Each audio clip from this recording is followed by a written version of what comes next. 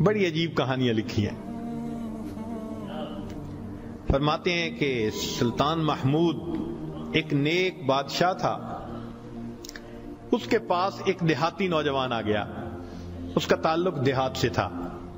تعلیم بھی نہیں تھی, کچھ ایسی تربیت بھی نہیں تھی, مگر بادشاہ کے دربار میں آ کے جب خدمت پہ لگا تو اس نے اتنی اچھی خدمت کرنی شروع کی کہ تھوڑے دنوں میں بادشاہ کی آنکھوں میں بڑا درجہ پا گیا. بادشاہ نے اپنے مقرب بندوں میں شامل کر لیا. اب جو پہلے سے مقربین تھے نا, وہ بہت جیلس ہوتے تھے. ہم بڑے خاندانوں والے اور بڑی عقل سمجھ والے, تعلیم والے, ہم بادشاہ کے مشیر تھے.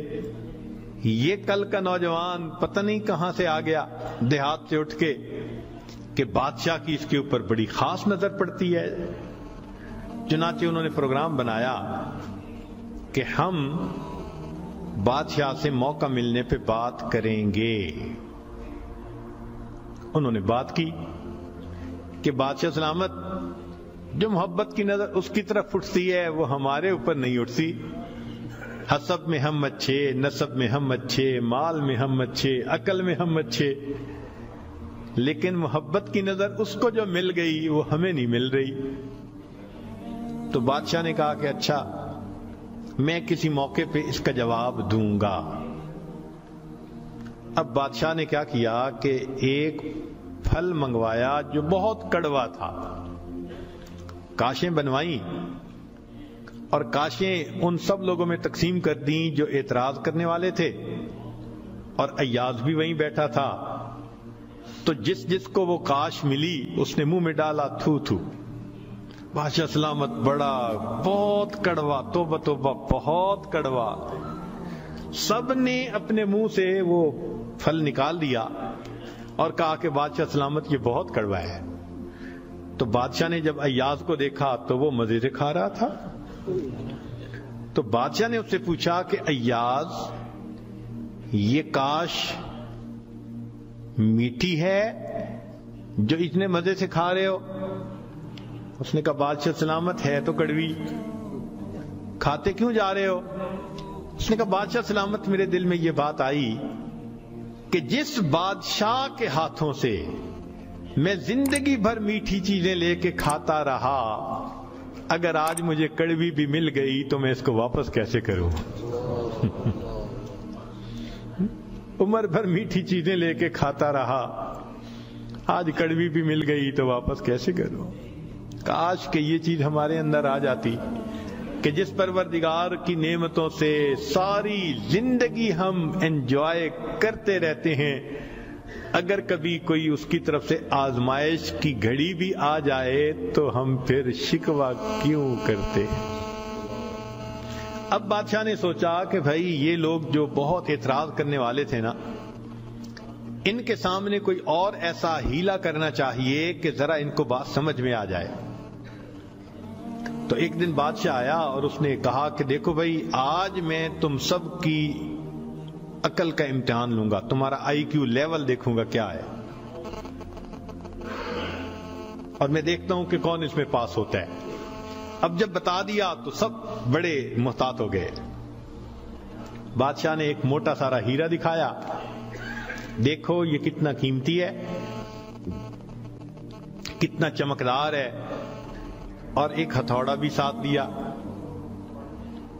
اور پہلے کو کہا کہ جی یہ ذرا ہیرا جو ہے توڑ کے دکھاؤ.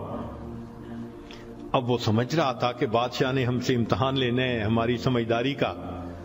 تو اس نے کہا بادشاہ سلامت یہ ہیرا تو بہت قیمتی ہے, اتنے کیرٹ کا, اور بالکل بے عیب ہے, کوئی فلاں نہیں, فلاں لیس ہے, لہذا اس کو تو نہیں توڑنا چاہیے. بادشاہ مسکرایا, کہنے لگا ہاں بہت اچھا. تو وہ سمجھا کہ بھائی میں نے بادشاہ کو کنونس کر دیا, چنانچہ دوسرے کو دیا, اس نے بھی اسی قسم کی لاجک, تیسرے کو دیا, اس نے بھی لاجک. جتنے اعتراض کرنے والے تھے سب کو ہیرا ہتھوڑا دیتے رہے, وہ یہی لاجک دیتے رہے اور معذرت کرتے رہے, حتیٰ کہ بادشاہ نے وہ ہیرا ایاز کے ہاتھ میں پکڑایا. جب ایاز کو کہا ایاز اسے توڑو, ایاز نے اس کو نیچے فرش پہ رکھا، دے کے مارا ہتھوڑا اور اس کے ٹکڑے ٹکڑے کر دیے۔ اب جب اتنے قیمتی ہیرے کے ٹکڑے ہو گئے تو وہ تو سارے خوش ہو گئے، آج اس کا گنوار پن کھلا، اس کی جہالت کھلی، بے وقوف، کیا پتا اس کو یہ کتنی قیمتی چیز تھی۔ تو وہ ایکسپیکٹ کرنے لگے کہ آج تو بادشاہ اس کو دھکا دے دے گا دربار سے۔ تو جب ہیرے کے ٹکڑے ہو گئے تو بادشاہ نے اس کی طرف دیکھ کے کہا، ایاز تو نے ہیرے کے ٹکڑے کر دیے، اتنے قیمتی ہیرے کے؟ تو ایاز نے آگے سے سمپل سا آنسر دیا کہ بادشاہ سلامت، آپ نے مجھے حکم دیا تھا ہیرے کو توڑ دو۔ اب میرے سامنے دو آپشن تھی، یا تو اتنے قیمتی ہیرے کو توڑ دیتا، یا پھر میں انکار کرتا تو آپ کے حکم کو توڑ دیتا۔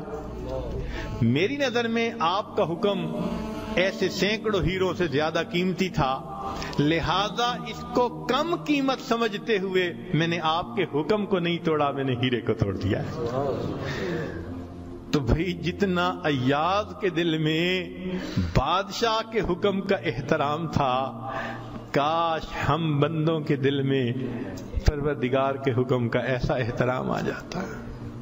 ہم خواہشوں کو توڑ دیں، تمناؤں کو توڑ دیں، اپنی امیدوں کو توڑ دیں، ہم کبھی بھی حکم خدا کو نہ توڑیں۔ تیسرا واقعہ لکھا